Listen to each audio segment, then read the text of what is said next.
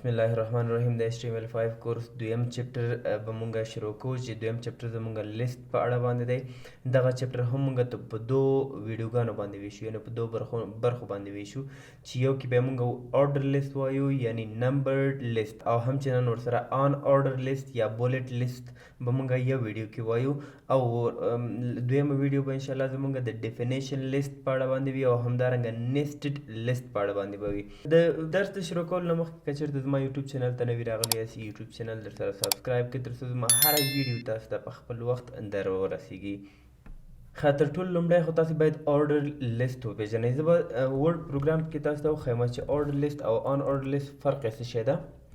دا موږ په ورډ پروګرام کې هم تیار له ځانه سره لرو. نو زه راځم په ورډ کې به زه یو څه لیکل وکړم، مثال په ډول دا به لږ څه زوم کړم، سایز به یې غټ کړم.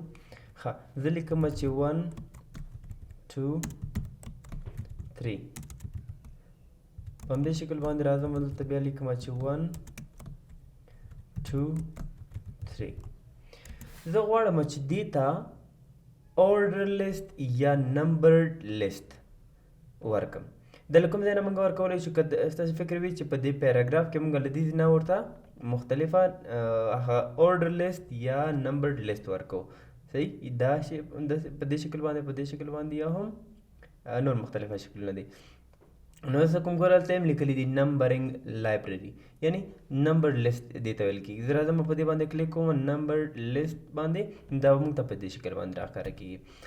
او هم چې زه غواړم چې دې ته on order list یعنی bullet list ورکړم. ګورئ کله چې تاسو په دې باندې ودرېږئ دلته لیکلي bullets، نو زه څه کوم په دې باندې کلیک کوم، دا به ماته په دې شکل باندې راښکاره کېږي. نو دا چې موږ دغه کار موږ په ورډ پروګرام کې وکړو، څنګه کولی شو همدغه کار د کوډ په واسطه باندې په HTML کې وکړو. تر ټولو لومړی زه راځم په دې ځای کې چې کوم فولډر ما جوړ کړی د HTML5 کورس په نوم باندې زه دا اوپن کوم. په دې ځای کې به یو بل زه فولډر جوړ کړم او دې ته به نوم ورکړم چې چپټر 2. ښه، راځم دا اوپن کوم. د دې په منځ کې زه یو نیو فایل اخلم. تاسو ته ما د فایل کریټ کولو دوه طریقې ښودلې وې چې یو په دې قسم باندې به تاسو فایل کریټ کوئ، او بل په ویژوال سټوډیو کوډ چې کله تاسو اوپن کوئ په هغه ځای کې هم تاسو یو فایل جوړوئ او بیا یې سیف کوئ. دواړو طریقه تقریبا یو شی ده، همغه یو کار کوي. زه راځم دغه ټیکسټ ډاکومنټ اخلم، دلته ورته نوم ورکوم چې چپټر 2 او فرست. ګورئ که چېرته تاسو دغه ایکسټینشن چینج نه کوئ، بدل نه کوئ، نو دا به موږ ته ډاټ TXT ښکاره کېږي، او چې کله په دې باندې کلیک کوم دا به ماته په نوټ پیډ کې اوپن کېږي. نو زه څه کوم، زه وایم چې دا باید په براوزر کې اوپن شي. زه راځم بیا رینیم کوم او دا ډاټ HTML دغه ایکسټینشن یې HTML تاړم. نو دا به ماته په دې شکل باندې راښکاره کېږي. کله چې زه په دې باندې کلیک وکړم دا به ماته په براوزر کې اوپن کېږي. ګورئ براوزر کې ماته راخلاص شو. نو زه څه کوم، زه راځم په دې باندې رایټ کلیک کوم، اوپن ود ویژوال سټوډیو کوډ. ښه، دا موږ سره په دغه فایل په ویژوال سټوډیو کوډ کې اوپن شو. اوس څه کوم، زه په تیر درس کې هم ما تاسو ته د هغه بیسیک کوډ راوړلو طریقه ښودلې وه چې تاسې به ایکسکلیمیشن مارک ولیکئ. زه به دا فایل یو ځلې سیف کړم، ایکسکلیمیشن مارک به تاسې ولیکئ. ښه، دا فایل لوډینګ کوي، دا اوس هم سیف نه ده. ګورئ په دې ځای کې راښکاره کېږي چې کله سیف شي دلته موږ ته راښکاره کېږي ایکسکلیمیشن مارک. نو دا به موږ ته تیار په خپله راکړي. زه انټر کوم، نو هغه کوډ به ما ته هغه بیسیک کوډ چې کوم دی هغه به ټول موږ ته راښکاره شي.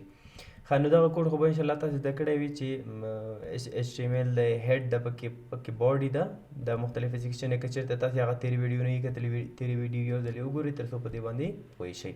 زه راځم دې ټایټل ته نوم ورکوم چې چپټر 2 فرست لیسن یا همدارنګه ستنه فرست ورته ورکوم.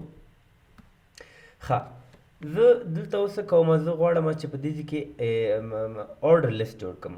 د order list جوړولو لپاره لکه څنګه چې ورډ کې ما تاسو ته مثال درکړ، د هغې لپاره مونږ ټیګ لرو د OL په نوم باندې، یعنی order list. زه راځم انګل بریکټ شروع کوم، OL لیکم، OL کلوز کوم، نو دا به ماته په دې شکل باندې راښکاره کېږي. ښه، له دې نه مخکې به زه یو H1 واخلم ټایټل، زه به ورته ورکړم چې order list اور نمبر لیست.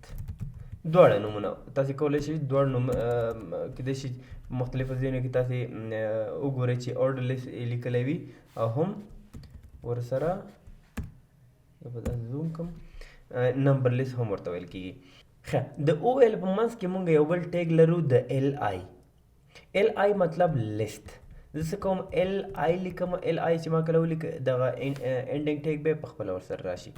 نو په دې ځای کې زه څه کوم اوس لیکم چې 1 لکه څنګه چې ما په ورډ کې جوړ کړه زه په هماغه شکل باندې دلته هم جوړوم.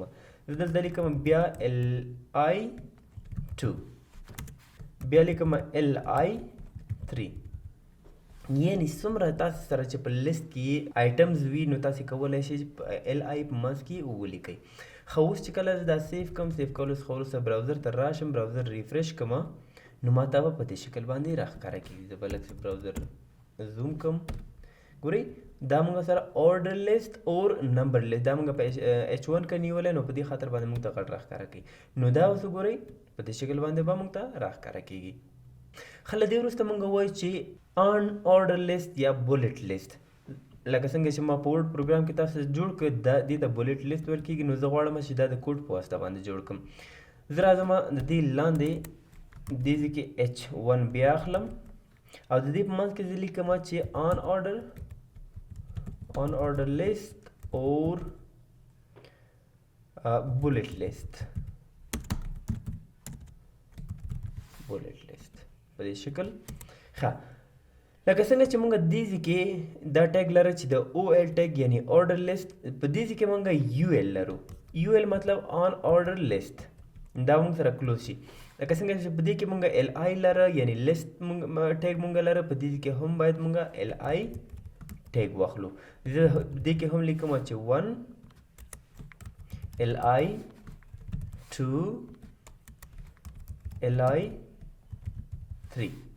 ګورئ دا لیست ما هم په دې شکل باندې جوړ کړ. نو زه راځم براوزر ریفریش کوم دا ما ته په کوم قسم باندې راښکاره کېږي په دې شکل باندې به راښکاره کېږي. یعنی مونږ وویلی چې څنګه کولی شو چې order list همدارنګه on order list د HTML په واسطه باندې یعنی د کوډ په واسطه باندې جوړ کړی شو. ښه نو دا و د نن ورځې درس چې تاسو وویلی چې order list او on order list څه په خاطر باندې استعمالیږي او د کوډ په واسطه یې تاسې د ټیګ په واسطه باندې څنګه جوړولی شئ. ویډیو در سره لایک کړئ. راتلونکي درس ته منتظر شئ انشاءالله. اوس لپاره ښه وخت ولرئ. الله مو مل شي.